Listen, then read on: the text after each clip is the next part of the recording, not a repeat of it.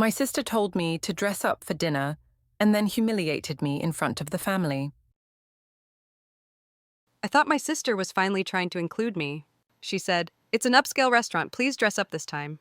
So I did. Hair curled, a black Calvin Klein dress, makeup, heels, jewelry, the whole 9 yards. And when I walked in, it was a dive bar, beer-stained tables, televisions blasting a football game, and every single person, including her, was in jeans and t-shirts. She smiled at me like it was funny, but it wasn't. It was a setup. And as I sat there, overdressed and humiliated, trying to pretend everything was fine, I realized something I should have seen a long time ago. This wasn't about fashion. This wasn't about making me look nice. This was about power. And that night, without saying a word, I started to take mine back. But to understand how I got here, you need to know how this all began. Because this wasn't the first time she made me feel small, it was just the most public. I've never been the flashy type. I'm not the one who walks into a room and commands attention. I'm the girl who shows up on time, smiles politely, wears her hair up, and picks comfort over couture. Jeans, a blouse, maybe a sweater if it's chilly. That's me, always has been. And for the longest time, I thought that was enough. That showing up as myself, clean, respectful, genuine, was all anyone could really ask for. But when you grow up with someone like my sister, you start to wonder if you've been missing some unspoken rule your whole life. She's the kind of person who thrives on perception. Always dressed like she's heading to a photo shoot. Always making comments like, "You'd look amazing if you just tried a little harder." I used to brush it off. I told myself it was just her being her. Maybe she really thought she was helping. We weren't enemies, not exactly, but we weren't close either. Our conversations were surface level, peppered with small jabs disguised as jokes. And the older we got, the clearer it became that my existence somehow annoyed her. Like the fact that I wasn't trying hard enough to impress people made me an embarrassment by association. Still, I never made a big deal out of it. I figured it wasn't worth the energy. One night in January, we had a small dinner at her place. Just a casual family thing. I wore my usual jeans, a green sweater, nothing fancy. Everyone else was dressed similarly. It was low-key, warm, normal. I didn't know that evening would quietly set the stage for something so much more humiliating. 2 weeks later, we had another dinner planned, this time at a restaurant. And this is where things began to shift. My sister reached out multiple times leading up to it, each time stressing that I should dress up because the place was upscale. She sounded insistent, almost unusually so. "Make it nice," she said. "It's a formal dinner, not your usual jeans and sweater stuff." And for the first time in a long time, I listened. Not because I wanted her approval, but because maybe part of me thought she was trying to include me. Maybe this was her way of saying, "Let's do something elegant together." Maybe she was actually trying to bond. So I went all in. Hair curled, a beautiful Calvin Klein bodycon dress, subtle makeup, heels that pinched a little but made me stand taller. For once, I didn't look comfortable. I looked polished. I remember taking a final glance in the mirror before heading out and feeling proud, almost. Like maybe tonight I wouldn't be the odd one out. But I had no idea just how wrong I was. I remember pulling into the parking lot, heels clicking on the pavement as I stepped out of the car. I was nervous but hopeful, maybe even a little excited. I smoothed down the fabric of my dress and walked inside, expecting soft lighting, white tablecloths, maybe even a quiet string quartet playing in the background. Instead, I was greeted by flashing beer signs, the blare of a football game from a mounted TV, and the smell of fried food so thick it clung to the walls. It was a dive bar. Not an upscale restaurant, not anything even close. Just a loud, greasy blue-collar joint where the waitresses wore tank tops and wrote your order on the back of napkins. For a moment I stood there frozen, wondering if I'd walked into the wrong place. But then I saw them, my family, sitting at a long table near the back, already halfway through appetizers. My sister waved, and that's when I noticed it. Jeans, t-shirts, hoodies, everyone was dressed casually, including her. She looked at me with this amused little smirk like she was trying not to laugh.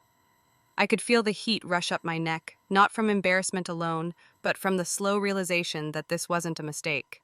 This was intentional. I felt ridiculous. There I was in full glam, my tight dress clinging to every curve, makeup carefully done, heels sinking into sticky linoleum. I looked like I was heading to a gala. They looked like they'd stopped by after a grocery run, and no one said a word. I sat down, trying not to let the shame flood my face. The conversation continued like nothing was out of place. Small talk, jokes, fries, and beer. I forced a smile. I even managed to eat a few bites, though I couldn't taste anything. The worst part wasn't the outfit mismatch, it was the performance, the pretending. Everyone acted like they didn't notice how absurdly overdressed I was, like it wasn't worth acknowledging. And maybe that's what hurt the most, the silent complicity. After dinner, I pulled my sister aside in the parking lot. My voice was quiet, but my hands were shaking. I asked her, directly, why she told me it was a formal dinner, why she made me believe it was an upscale place. I wanted to believe there was some kind of misunderstanding. She didn't even blink. She shrugged and said, I just wanted you to look decent for once instead of dressing like a bum. I wish I were making that up. I wish I were exaggerating, but that's what she said. With a smile on her face, and the outfit she wore that night, it was almost identical in style to what I wore to her house 2 weeks before, the very outfit she once laughed at. It wasn't about fashion. It wasn't about formality. It was a setup, a quiet, calculated way to humiliate me in front of our family, to paint me as the weirdo, to make me feel like I didn't belong. My parents told me later that I was overreacting, that she probably just wanted to encourage me to try harder, that maybe I'd look back one day and laugh. But the only thing I felt was small and tired, and that maybe, just maybe, I'd been ignoring the truth about her for a long time. I didn't cry on the way home that night. I didn't scream or call anyone or replay the conversation over and over in my head like I usually do when something stings. I just drove, quietly. Headlights flickering across empty streets, makeup still perfect, dress still clinging to skin that suddenly felt too tight.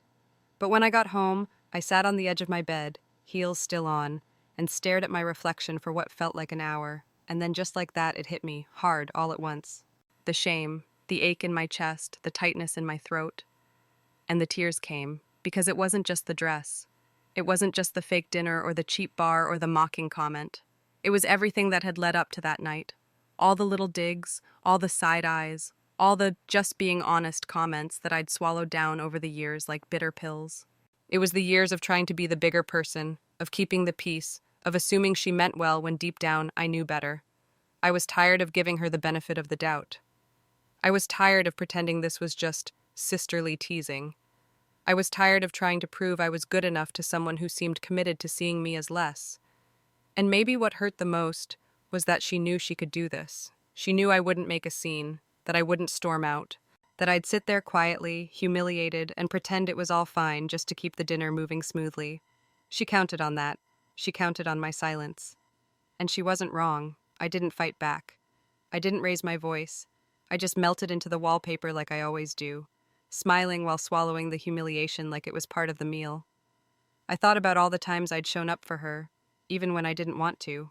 The birthdays, the housewarmings, the boring brunches where I nodded and listened while she talked about herself. The times I gave her grace she never once gave me, and I started to realize something that made my heart sink even deeper. This wasn't new. She'd always done this in one form or another. The dress was just more public, more theatrical. But the manipulation, the backhanded comments, the subtle undermining, it had always been there. I had just learned to live with it. But that night made it impossible to ignore. It made me see her clearly for the first time. And that clarity, it didn't feel good, it felt cold, like waking up from a dream where you thought someone loved you, and realizing they only loved the version of you they could mock or mold. That night I didn't sleep. I lay there replaying everything. The way she smirked when she saw me walk in, the fake formality in her voice. The way she shrugged off my confrontation like it was nothing. I kept thinking, what kind of person sets their own sibling up to feel this way? And the more I thought about it, the more I realized this wasn't just about appearance. It was about control, power, keeping me beneath her in some silent, unspoken hierarchy she built for herself. She wanted to humiliate me because, in her eyes, I wasn't playing by her rules. I wasn't trying to impress anyone. I wasn't competing. And somehow that bothered her more than if I had. And maybe, just maybe, the fact that I didn't seek validation made me a threat to someone who thrived on it. That realization changed something in me. I didn't tell her. I didn't message her. I didn't even talk to my parents about it again. But in the quiet that followed, I made a choice. Not a loud, dramatic one. Just a quiet promise to myself. I wasn't going to keep giving her space in my life where she only sowed doubt. I didn't know exactly what that would look like yet. But I knew something was going to shift. because I couldn't go back to pretending she hadn't crossed a line. She had. And this time, I wasn't going to forget it. I didn't go on a warpath. I didn't announce some dramatic estrangement or block her number or tell the whole family what she did. No, I did something quieter and, in hindsight, more effective. The next time we had a family gathering, I did what I always do. I showed up. But before I got there, I sent her a text. Hey, just confirming, what's the dress code? It was short, innocent, harmless on the surface, but I knew exactly what it meant, and so did she. She replied with a simple, same as always. I showed up in jeans and a cozy knit top, and so did she. But something in her energy shifted when she saw me, like she was waiting for me to bring it up, to pick a fight, to turn the dinner into a courtroom drama, but I didn't. I just smiled and helped pass the salad, and that unsettled her, because silence, when intentional, has a power all its own. Every family event after that, I made it a point to ask her the same thing. Hey, just checking, what's the dress code for tomorrow? Are we dressing casual or formal? Just want to make sure I don't show up like it's a black tie gala if it's game night. That little emoji? It was salt in the wound. I never addressed what she did. I never accused her again. But every text was a mirror, a quiet reminder, I remember. And it started to get under her skin. She began rolling her eyes whenever I texted. Why do you keep asking me? You know how we dress, she snapped once. But I'd just smile and say, hey, just trying to look decent for once, right? She hated that. Not because I was fighting her, but because I wasn't. I wasn't playing her game anymore. I wasn't giving her the reaction she wanted. And somehow, that unnerved her more than any confrontation ever could. The rest of the family? They caught on, slowly. My other siblings started laughing when I'd send my little pre-event messages. One even joked, careful, you might end up in a tux at Chuck E. Cheese. We laughed. But we all knew why I was doing it, and so did she. One evening, after another gathering, she pulled me aside again, just like I had that night at the dive bar. But this time her voice was sharper. Are you ever going to let that go? She asked.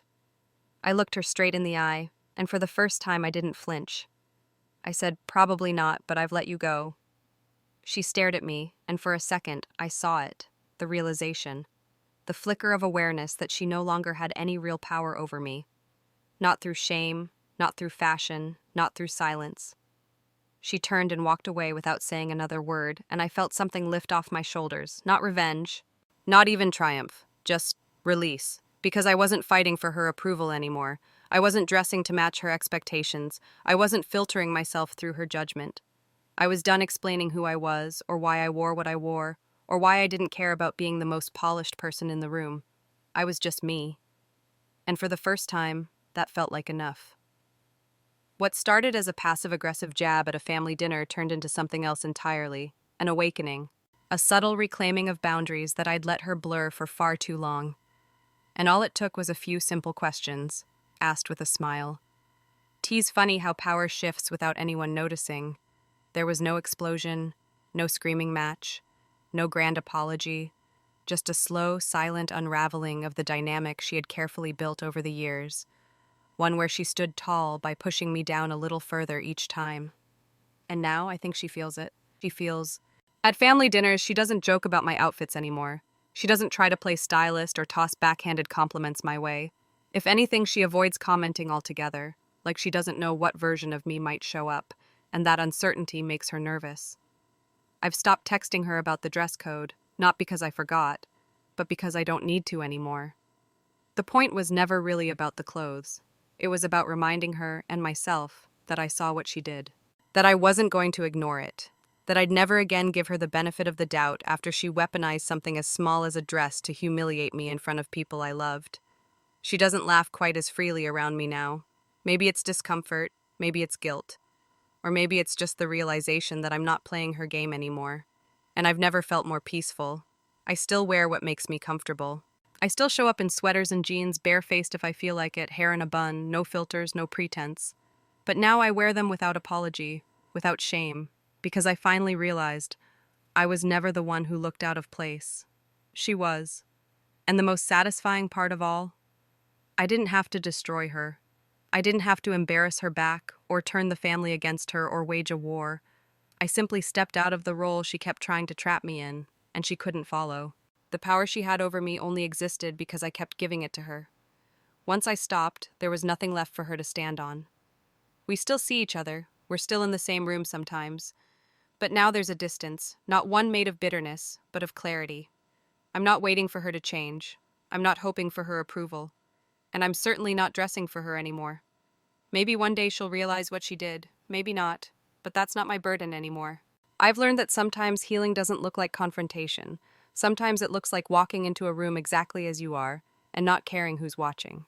Sometimes revenge is as simple as living well, in your own damn outfit. And now, I want to hear from you. Have you ever been humiliated by someone who claimed to just be helping? Or made to feel like your choices were never enough, until you finally said, enough? Drop your story in the comments. Someone out there might really need to hear it.